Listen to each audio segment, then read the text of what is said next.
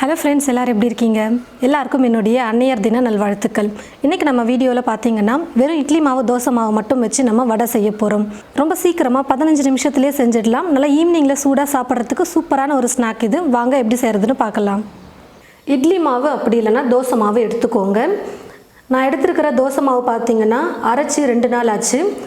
மாவு வந்து கரைக்காமல் நான் எடுத்திருக்கேன். அதாவது உப்பு சோடா உப்பு எதுவுமே போடாமல் தான் நான் எடுத்து வச்சுருக்கேன். இப்போ மாவை ஒரு பாத்திரத்தில் ஆட் பண்ணிக்கிறேன்.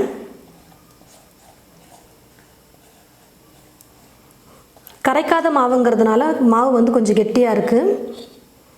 ரொம்ப புளிச்ச மாவு எடுத்துக்காதீங்க, அப்புறம் ஸ்நாக்ஸ் சாப்பிடும்பொழுது கொஞ்சம் புளிப்பாக இருக்கிற மாதிரி இருக்கும். ஒரு பெரிய வெங்காயம் எடுத்து பொடியாக நறுக்கி வச்சுருக்கேன், அதை சேர்த்துக்கிறேன். 3 பச்சை மிளகாய் பொடியாக நறுக்கியது, கொஞ்சம் கொத்தமல்லி பொடியாக நறுக்கியது, உப்பு சேர்த்துக்கிறேன். தோசை மாவில் கூட உப்பு நான் சேர்க்காதனால இப்போ தேவையான அளவுக்கு உப்பு சேர்த்துக்கிறேன்.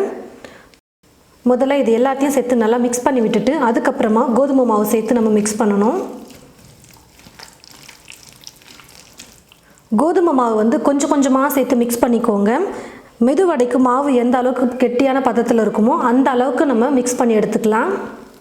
கோதுமை மாவு வந்து அளவு சொல்ல முடியாது. ஏன்னு பார்த்தீங்கன்னா ஒவ்வொரு வீட்லேயும் தோசை மாவு இட்லி மாவு வந்து கொஞ்சம் கெட்டியாக கொஞ்சம் தண்ணியாக இருக்கிற மாதிரி இருக்கும். அதனால் நான் வந்து இப்போது கோதுமை மாவு எவ்வளோ எடுத்துருக்குன்னு சொன்னேன்னா நீங்கள் செய்யும் பொழுது கொஞ்சம் உங்களுக்கு அளவு வந்து மாறும். கொஞ்சம் கொஞ்சமாக கோதுமை மாவை சேர்த்து நல்லா கெட்டியான பதம் வர வரைக்கும் மிக்ஸ் பண்ணிக்கலாம். பாருங்கள் ஃப்ரெண்ட்ஸ், கோதுமை மாவை கொஞ்சம் கொஞ்சமாக சேர்த்து நான் வந்து வடைக்கு மாவு எப்படி பிசையுமோ அது போல் நான் வந்து பிசைஞ்சு வச்சுருக்கேன்.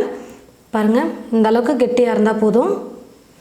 நம்ம மெது வடை எப்படி போடுவோமோ அதே மாதிரி தான் கையில் தண்ணியை தொட்டுக்கிட்டு நடுவில் சின்னதாக ஒரு ஓட்டை போட்டு எண்ணெயில் போட்டுருவோம். வடை வந்து இன்னும் நல்லா ரொம்ப சாஃப்டாக நல்லா எழும்பி வரணும் அப்படின்னு நினச்சிங்கன்னா 2 சிட்டிகை அளவுக்கு சோடா உப்பு சேர்த்துக்கோங்க. நிறைய பேர் கமெண்ட்ஸில் கேட்குறது என்னென்னு பார்த்தீங்கன்னா சோடா உப்பு கண்டிப்பாக சேர்த்து தான் செய்யணுமா அப்படின்னு கேட்குறாங்க. அதனால் நான் இன்றைக்கி சோடா உப்பு போடாமல் தான் செஞ்சு காட்ட போகிறேன். வேணும்னா நீங்கள் 2 சிட்டிகை அளவுக்கு சோடா உப்பு சேர்த்து மிக்ஸ் பண்ணிக்கோங்க. பாருங்கள் ஃப்ரெண்ட்ஸ், கடாயில் எண்ணெய் ஊற்றி வச்சுட்டேன். எண்ணெய் வந்து நல்லா காஞ்சிருச்சு. கொஞ்சம் மாவு போட்டு பாருங்கள், எண்ணெய் காஞ்சிருக்கா இல்லையான்னு தெரிஞ்சிடும். கையில் வந்து தண்ணியை நனைச்சிக்கிட்டு அதுக்கப்புறமா நம்ம மாவை எடுத்தோம்னா ஒட்டாமல் வரும். எண்ணெயில் செய்யும்பொழுது கொஞ்சம் பொறுமையாக பார்த்து போடுங்க, மேலே எண்ணெய் தெரிச்சிட போகுது.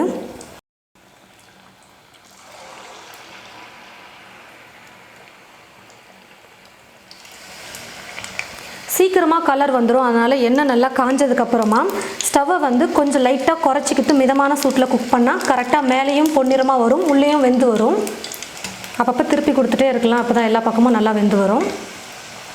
பாருங்கள், நான் முதல்ல போட்ட வடை வந்து மேலே நல்லா கலராகவும் நல்லா வெந்து வந்துருச்சு. நான் எடுத்துடுறேன்.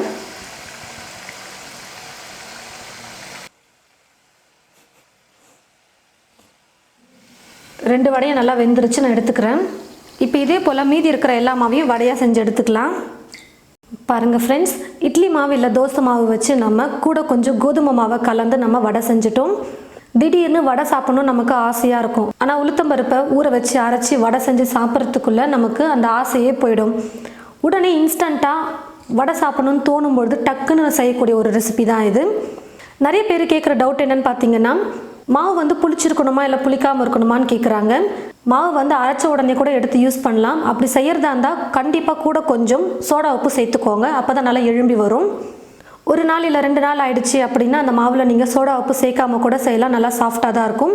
இன்னும் ரொம்ப நல்லா சாஃப்டாக வேணும்னு நினச்சிங்கன்னா ஒரு 2 சிட்டிகை அளவுக்கு சோடா உப்பு சேர்த்துக்கோங்க. நான் வந்து இப்போது சோடா உப்பு சேர்க்காம தான் செஞ்சுருக்கேன். ரொம்ப புளிச்ச மாவில் செய்யாதீங்க. ஏன்னு பார்த்தீங்கன்னா சாப்பிடும்போது கொஞ்சம் புளிப்பாக இருக்கிற மாதிரி இருக்கும் வடை. மாவு அரைச்சப்போ செய்யலாம், அப்படி இல்லைனா ஒரு நாள் இல்லை 2 நாள் ஆச்சுன்னா பரவாயில்ல. அதுக்கு மேலே போன மாவு எடுத்து நீங்கள் செய்ய வேணாம். பாருங்கள், எவ்வளோ நல்லா வெந்து உள்ளெல்லாம் நல்லா சூப்பராக இருக்குது பாருங்கள். பார்க்க ரொம்ப ஈஸியாக செய்யக்கூடிய ரெசிபி தான். ஒரு 10 நிமிஷத்தில் நம்ம செஞ்சிடலாம். ஈவினிங் டைமில் சாப்பிட்றதுக்கு நல்லா சூடாக சூப்பராக இருக்கும். நீங்களும் இது போல் உங்களுடைய வீட்டில் ட்ரை பண்ணி பாருங்கள். ட்ரை பண்ணி பார்த்துட்டு எப்படி இருக்குன்னு மறக்காமல் கமெண்ட் பாக்ஸில் வந்து கமெண்ட் பண்ணுங்கள். இந்த வடை உங்களுக்கு பிடிச்சிருந்தா மற்றவங்களுக்கும் ஷேர் பண்ணுங்கள். இது போல் நிறைய ரெசிபீஸ் பார்க்க தமிழ் ஃபுட் மசாலா சேனலை சப்ஸ்கிரைப் பண்ணி வச்சுக்கோங்க. கூடவே பக்கத்தில் இருக்கிற பெல் ஐக்கானை கிளிக் பண்ண மறந்துடாதீங்க. தேங்க்யூ.